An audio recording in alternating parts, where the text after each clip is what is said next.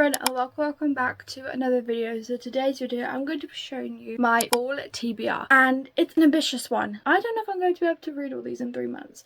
Initially I would if I wasn't reading anything else, but I mean, this is a TBR. I don't know, but I'm going to show you all the books that I would like to get to in fall. So first off we have Guild by Raven Kennedy. I am not too sure what any of these books are about, if I'm being completely honest. I normally buy books blind, which isn't the best way to go about it, so I'm not too sure what this is about. All I've heard is that it is really good, and I do have the second book as well. I haven't put that on my full TBR because obviously I'm trying to be realistic in the sense of with anything I haven't put the second book on my TBR, but if I get to it, amazing. We have Guild and it says, "This is the story of King Midas, or that's what we're always told. Golden King with his palace of riches and me, the girl he turned to gold. Upon the snowy mountains in the sixth kingdom of Aura, I'm locked away in the High Bell Castle, away from the dangers of the world below. No one can get in apart from him. King rescued me from the streets. He gave me food, shelter, and his heart. I promised to love him forever, but when war comes to the kingdom and deal is struck, and I am at the heart of the bargain, everything I know starts to change. My love for murder is challenged, my trust broken. Suddenly I've sent to travel between kingdoms, and for the future I no longer understand. My spirit becomes really tested. I'm always told this is his tale, but perhaps that is no longer the case, it's mine." It seems like it's about this king who like turns girl into like gold, and then she like promises him to like love her, but she's sent into like different kingdoms or something. I don't know. When I read the back of fantasy books I just never completely understand, if I'm being 100% real. So I am kind of going to go into this blind, and I have read the back but I don't always fully completely understand. But from what I kind of get the gist of, it does sound really interesting, and like I said, I've heard amazing things about this whole series, and I've heard that it only gets better, so I do have high hopes, and I'm hoping that this could become a new favourite fantasy series. Who knows? Then we have a Dance of Thieves. This has been on my TBR for a while, so I'm hoping to get it off, but I just feel like it might be like really high fantasy and can be like quite difficult to understand. I haven't heard anyone say that. I'm just afraid that that is the case for this. To be honest, I don't know what it's about. A formidable outlaw family that claims to be the first among nations, a son destined to lead thrust suddenly into power. 3 fierce young women of the Latin Queen's Premier Guard, a legendary street, they're leading a mission determined to prove herself, and a dark secret that threatens the entire continent. I mean, I don't know, it does sound good. I don't know if there's romance in this, and if not, I am going to find it very difficult. I have noticed with fantasy it kind of has to be romantasy, or it has to have some type of romance in it. I don't know why, but if it's just like the fantasy world, like I said, I've heard that this is a good series. I just haven't heard much about the specific book and the plot, so I'm not too sure. Sorry if you end up hearing the noise outside, as always. Then we have a One Dark Window. Now this has been going around for a while. I think it was going around all of last fall as well, because it just gives off fall cozy vibes. This is, again, don't know what it's about too much, but it says, "Asbeth needs more than luck to stay safe in the eerie mist-locked kingdom of Blunder.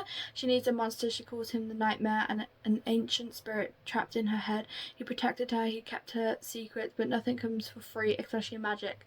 When Elspeth meets a mysterious highwayman on the forest road, she's thrust into a world of shadow and deception. Together they embark on a dangerous quest to cure the town, and the stakes heighten on the town of Blunder for the dark magic infecting it. As the stakes heighten and the undeniable attraction intensifies, Elspeth is forced to face her darkest secret yet.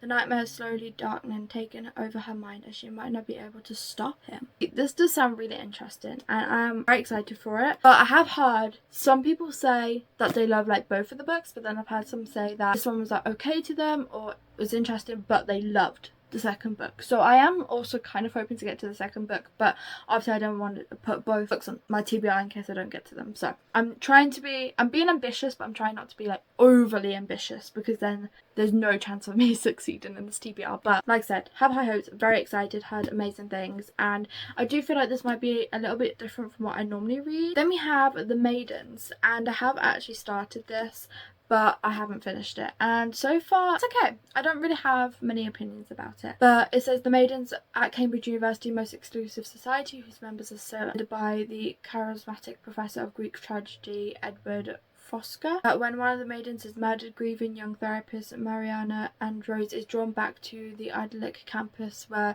she was once herself a student, because beneath the university ancient traditions and beauty is a web of secrets, jealousy and lies, and when the killer threatens to the person who loves most, Mariana will give anything to stop them, even her own life. So yeah, this just sounds really interesting from the get-go. Like I said, so far so good. Obviously I need to finish it because otherwise I don't really know like what's going to happen.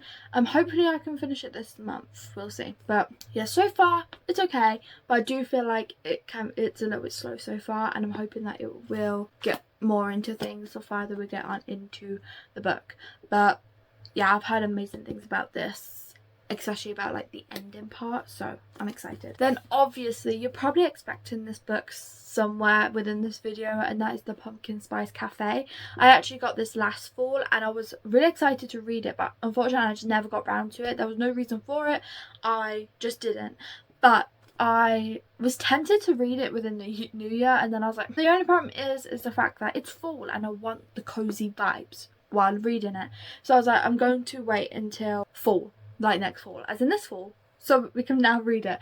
But it was very hard because I just wanted to keep picking it up because this cover is just stunning and it definitely like attracts the attention, and I'm very excited. But I've also heard people say that it's like giving Gilmore Girl vibes, which obviously I want. That's all I'm always looking for when it comes to like fall anything. So I'm excited. I don't know too much about it. I think it's like a grumpy sunshine. Yeah, it says when Jeannie's aunt gives her the beloved Pumpkin Spice Cafe in the small town of Dream Harbor, Jeannie jumps at the chance for a fresh start away from her very dull desk job. Logan is a local farmer who avoids Dream Harbor's gossip at all costs, but Jeannie's arrival disrupts Logan's routine, and he wants nothing to do with the irritatingly upbeat new girl except that he finds himself inexplicably drawn to her. Will Janie's happy-go-lucky attitude win over the grumpy but gorgeous Logan, or has the city girl found the one person in town who won't fall for her charm or her pumpkin spice lattes? That just sounds so fun. I might pick this up very soon as well, because obviously it's like the perfect weather, it's raining, it's just, you know, given the fall vibes. I mean, it is technically fall now, it's been fall for like 2 days, but I'm just so excited for this. This is probably like one of the ones I'm very excited for that's on my TBR, like one of the ones I'm going to get to very soon, and I know I will read. It's just giving off those vibes that like I just want to pick it up right now. And you know what, I'm quite tempted. Then we have These Violent Delights by Chloe Gong, I think they say it, sorry if I said it wrong.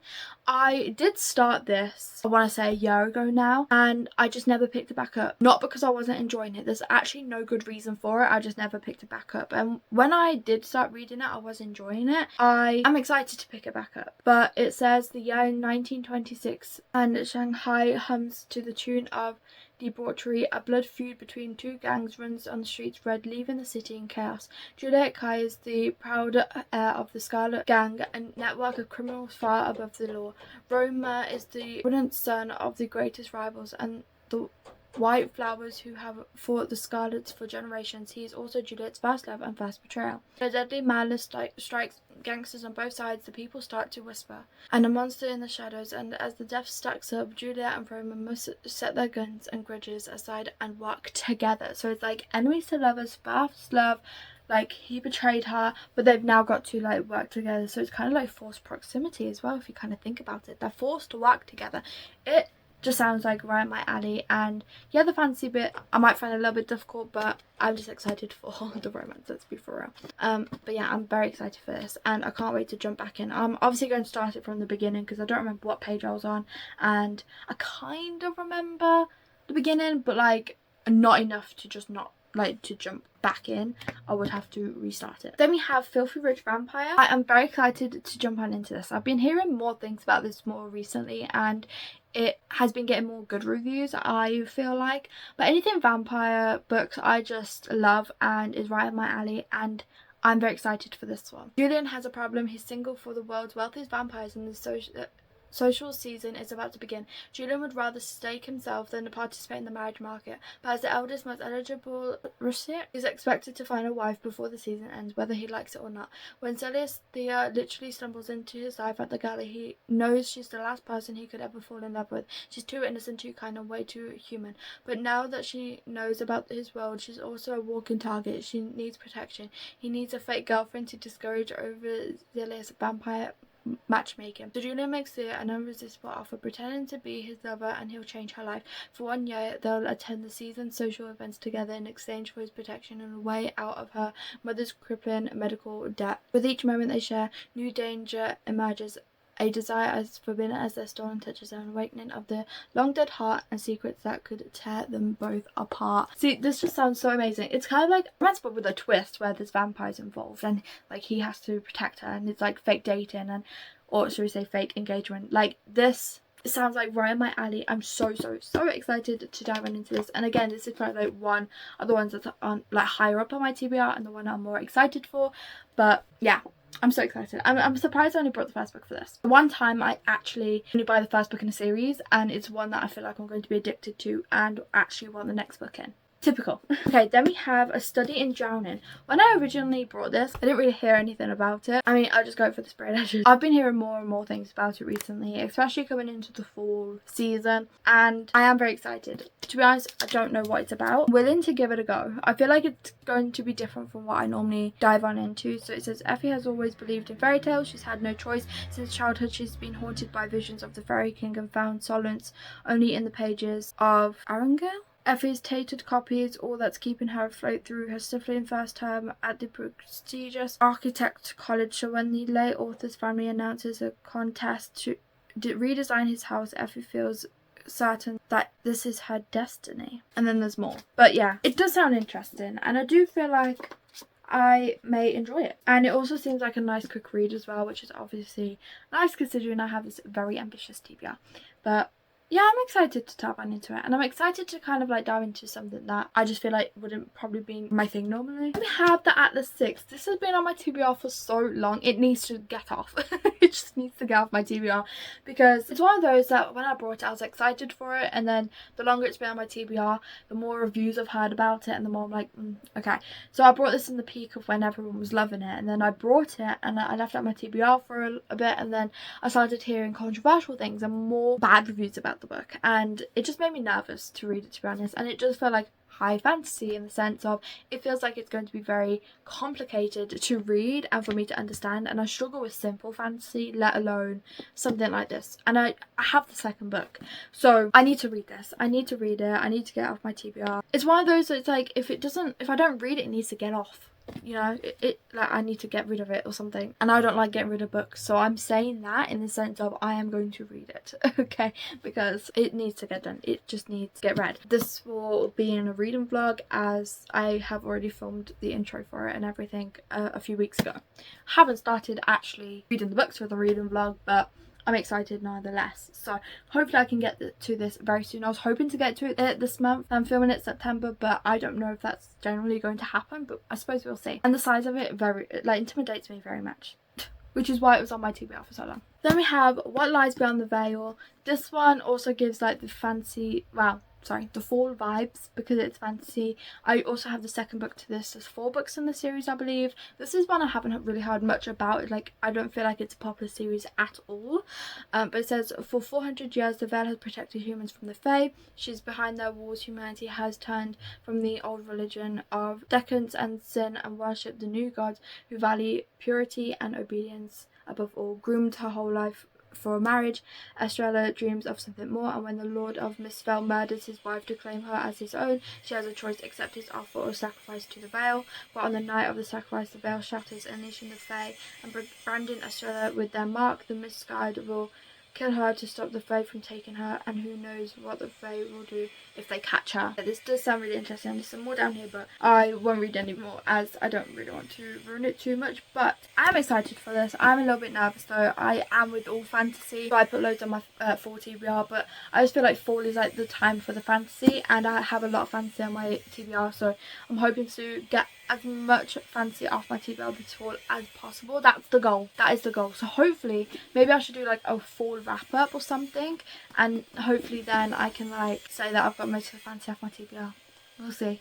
Then when I say this has been on my TBR for like 4 years, it's absolutely crazy because I don't think I've had a book on, like, this is probably the longest book I've had on my TBR so far, and that is City of Bones. And I have the whole series, but I haven't even read the first book. so I need to get to this. This is like really highly talked about. A very popular fantasy series, and I need to get to it. The thing that's been putting me off this though, like this series in general, is I don't know what order to read it in. I think I figured out that I'm going to read the first 3 and then like mix up the series or whatever. There's a way I think I'm going to end up doing it, but yeah, that's the only reason really for why it has been on my TBR for so long. It's because there's so many orders, kind of like with the Throne of Glass series that was on my TBR for so long because I just couldn't decide. I think I figured it out. I don't know, to be completely honest. If you have suggested order that I should read this, please let me know in the comments, and it would be very helpful because I don't know if to read like the Immortal Instruments series, then the Infernal Devices, or kind of like mix it up where I read the first 3, then the Infernal Devices I think, and then you go back to the rest. I'm not too sure. I am excited for the series. It's a long series, but I am excited to dive on into it finally because like I said, it has been on my TBR for 4 years. I don't really think I have to explain what this is about, but it says Clara Faye is seeing things vampires in Brooklyn and werewolves in Manhattan, irresistibly drawn to the shadow hunters, a secret cadre of warriors dedicated to riding the world of demons. Clary encounters the dark side of New York City and the dangers of forbidden love. So I did watch, like, I think, is it the show or the movie? I can't remember one. A few years ago. So I did enjoy that. So I do have a feeling I'll enjoy this, although apparently they're like really different the more you get into it. Then we have The Institute by Stephen King. Now I don't know why, but Stephen King gives me fall vibes. I've never read any of his books before, but like just looking at this, from what I hear, just fall vibes. This will be my first Stephen King book, and I am very excited. Nervous but excited. This one says, deep in the woods of Maine, there is a dark state facility where kids abducted from across the United States are incarcerated in the institute. They are subjected to a series of tests and procedures meant to combine their experimental gifts, telepathy, telekinesis, yeah, I can never say that, a concentrated effect. I'll keep it at that, but yeah, it seems different from what I normally read, which I suppose I like the idea of. It's definitely fun to dive on into new things sometimes with reading. So I am excited, nervous but excited, and I would like to read more Stephen King books. So if you have any recommendations, let me know. I do kind of have an idea of what ones I want to read. If you have any suggestions of your favourites or the best, let me know. Then we had Gothicana, and this I've heard so many good things about. I'm actually very excited, and I don't know why this just gives me full vibes. I don't know anything about it. All I've heard is that it's a teacher student. I think I like that trope personally, if it's done in the right way. But yeah, I think I am going to kind of go into this one blind. I don't know if I want to read it. Sorry, I don't know if I want to read the synopsis, but I can read the back here. I think it says Vad Avril, the silver-eyed devil of Vendemore, dark god who played like it was both a blessing and a curse, her multi-factured, enigmatic, one-time lover who knew the secret of her soul. He had found her. See, that doesn't really give anything, but I'm very excited for this. I've heard amazing things about this book. I've heard a lot about this book. I just don't know what it's about, which is typical for me. It has all amazing authors that have what's the word, blood, I think. It has Hannah Grace, L.J. Shen, Gianna Darling. And then I was like, okay, I need to add some romance. I think Gothicana is romance, but I mean, I need some light fluffy romance. Now it might not give the full vibes, but if I'm reading all this fantasy and like darkness, I am going to want to mix things into that a little bit, because obviously me diving into fantasy all the time is going to be a little bit too much for me, and there are some romance books that I'm excited to get on into just generally, and I would like to get to very soon, and that is My Dark Romeo. Originally I thought this was a mafia book. I don't know where I got that from.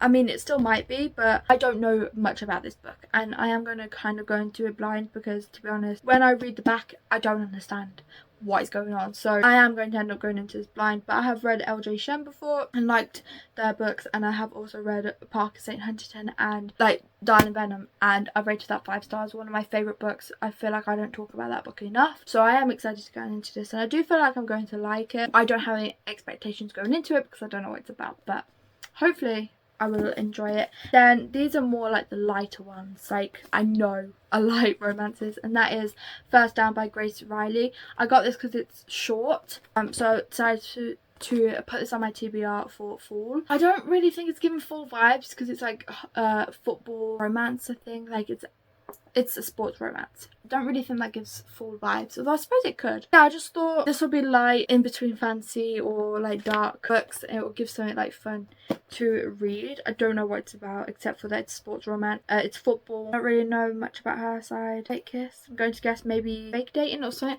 I'm not too sure, to be completely honest. Then this is the one I'm like most excited for, and for one reason, and that is Love Unwritten. I read Love Redesigned. I think I rated it 3 stars or 3.5, something like that.